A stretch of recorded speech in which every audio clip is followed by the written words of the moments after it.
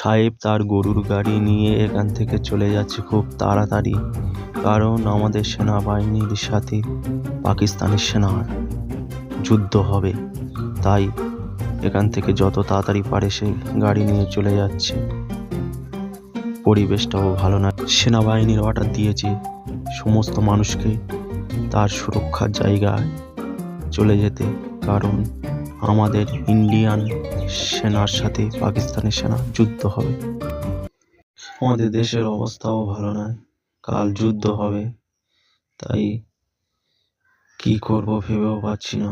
আমাদের সেনারা যাতে যুদ্ধে জিততে পারে সেই পরিকল্পনা করতে হবে। কাল যুদ্ধ আরম্ভ হতে চলেছে, তাই আমাদের সেনাবাহিনী যাতে যুদ্ধে জিততে পারে আমি তাই প্রস্তুত হয়ে